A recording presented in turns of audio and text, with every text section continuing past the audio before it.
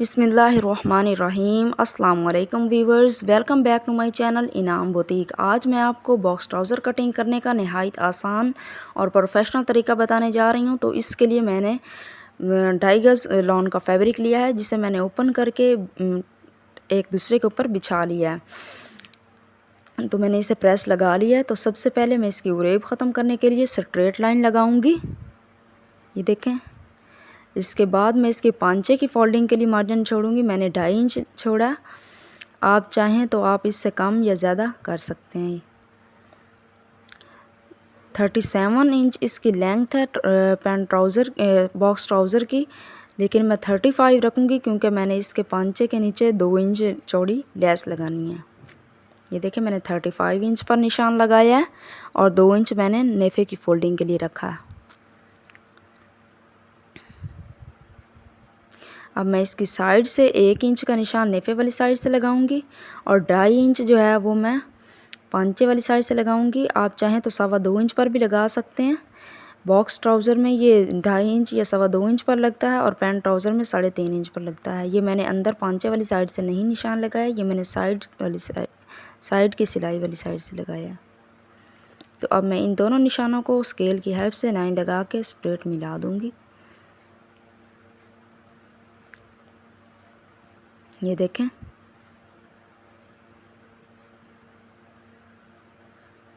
अब मैं इसका जो है आसन का निशान लगाऊंगी। ये मीडियम साइज़ का ट्राउज़र है, तो इसका आसन का निशान जो है वो मैं 12 इंच पर लगाऊंगी। इसके रान का साइज़ 15 इंच था, तो मैं हाफ़ इंच कम लगाऊंगी। आपने भी हाफ़ इंच कम लगाना। तो ये हमारा जो आसन है ये रान का साइज़ है थाइस का, वो 15 इंच पर ही तैयार होगा। और मैंने 2.5 इंच पीछे निशान लगाया 12 इंच पर, और ऊपर से भी मैं एक निशान 12 इंच पर लगाऊंगी नेफे वाली साइड पर। ये देखें, अब इन दोनों निशानों को स्केल की हेल्प से मैं मिला दूंगी और इस तरह क्रोच बना देंगे गुलाई देते हुए। ना ये गुलाई हमने ज़्यादा बड़ी देनी है और ना ही बिल्कुल छोटी देनी है। नोट कर लें शेप। इसके पांचे जो हैं 8 इंच रखने हैं, तो मैं हाफ़ इंच कम का निशान लगाऊंगी और 10 इंच पर मैं एक स्ट्रेट निशान लगाऊंगी। आप पांचे जो हैं आपने जितने भी रखने हैं तो आपने उससे हाफ़ इंच कम का निशान लगाना। 10 इंच तक मैंने स्ट्रेट निशान लगाया है और आसन से लेकर इस निशान तक मैं इस तरह से गुलाई देते हुए मिला दूंगी निशान।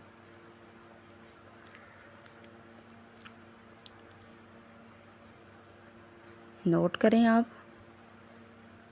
तो इस तरह से हमारे फ्रंट पार्ट की जो मार्किंग है वो कंप्लीट हो चुकी है। अब हम इसकी कटिंग करेंगे। तो पहले तो मैं इसका उरेब जो फैब्रिक था उसे रिमूव करूंगी और हाफ़ इंच का मार्जिन छोड़ते हुए मैं साइड से कटिंग करूंगी।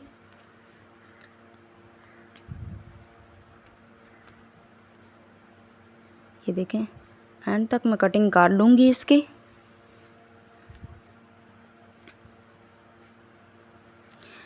याद रहे कि ये मैं सिर्फ फ्रंट पार्ट की कटिंग कर रही हूँ, बैक पार्ट की हम बाद में कटिंग करेंगे।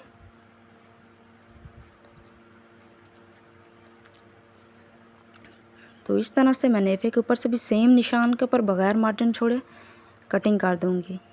मार्जिन हमने सिर्फ साइड से छोड़ना है और अंदर वाली साइड से छोड़ना है हाफ़ इंच का। ये देखें, जहाँ से हमने पांचे फोल्ड करने हैं वहाँ से मैं कट लगा दूँगी।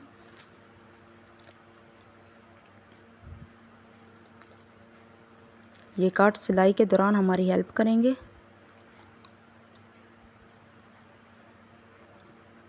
तो इस तरह से मैं यहाँ से भी हाफ़ इंच का छोड़ते हुए फैब्रिक कटिंग करती जाऊँगी।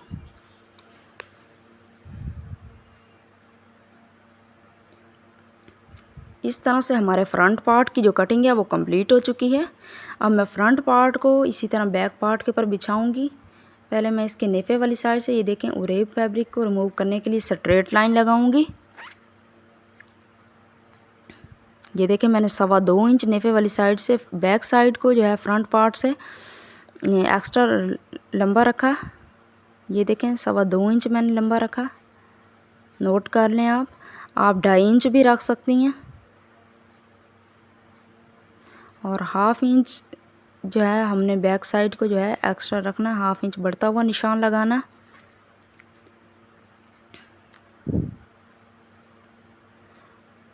आप चाहें तो आप ये बैक साइड जो है इसको सिर्फ राउंड के साइज़ तक की जो है इसे बड़ा रखें, लेकिन मैंने थोड़ा सा नीचे तक की मैं बड़ा ले गई हूँ।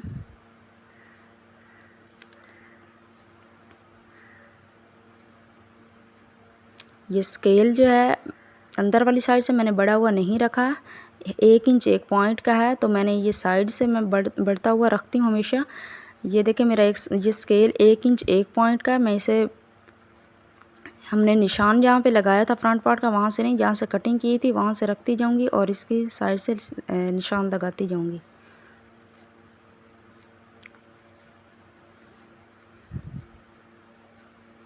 इंची टेप से अगर आप लगाएं तो आप जो है 1.25 इंच का ये या फिर 1 इंच 1 पॉइंट का निशान बढ़ता हुआ लगाएं।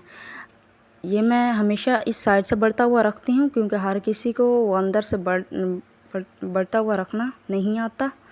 ऊपर से ये देखें मैं निशान लगा दूँगी जो कि हमने 2.25 इंच बढ़ा हुआ रखा था।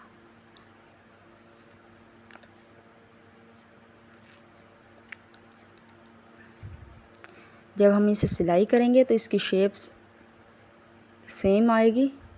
आपने परेशान नहीं होना कि ये बड़ा हुआ जो है वो इस साइड से रखा, अंदर वाली साइड से नहीं रखना, वो थोड़ा मुश्किल होता है, इसलिए मैंने आपको इस तरीके से समझाया। ये आपके लिए कटिंग करना नहायत आसान होगा और शेप भी सेम आएगी। तो इस तरह जहाँ हमने निशान लगाए थे उन पर सेम हम कटिंग करते जाएंगे।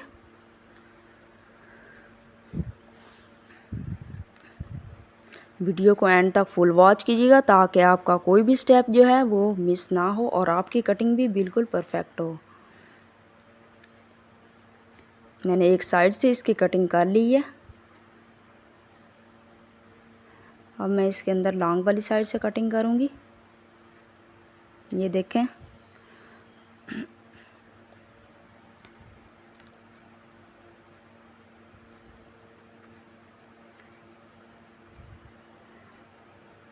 कुछ लोग आसन वाली साइड से 2.5 इंच, लॉन्ग वाली साइड से 1.5 इंच, 1.25 इंच बढ़ता हुआ बताते हैं कि हमने यहाँ से इतना बढ़ाना है, तो वो थोड़ा मुश्किल होता है हर इंसान के लिए समझना। मैंने थोड़ा आसान करके इसलिए ये बताया है आपको। तो ये देखें हमारे बैक पार्ट की भी कटिंग मुकम्मल हो चुकी है। तो मैंने ट्राउज़र को जो है अब स्टिच करके मैं आपको इसकी फ़ाइनल लुक दिखा रही हूँ। ये देखें मैंने इसके नीचे जो लेस लगानी थी वो भी मैंने लगा ली है।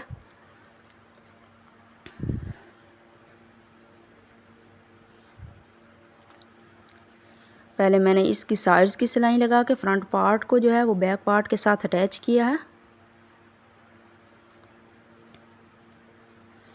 ये देखें उसके बाद मैंने इसकी लांग की सिलाई लगा के दोनों पांचों को अलग अलग किया है, अलग अलग स्टिच किया। फिर बाद में मैंने ये इनके दोनों पांचों को एक दूसरे के साथ आसन की सिलाई से अटैच किया। ये जो आसन की सिलाई है ये आप बाद में लगाया करें, इससे ट्राउज़र में जो है खिंचाव पैदा नहीं होता। और बाद में मैंने इलास्टिक जो है वो लगा दी है बेल्ट के साथ, और इसके पांचे देखें मैंने गुम सिलाई के साथ लगा दी हैं।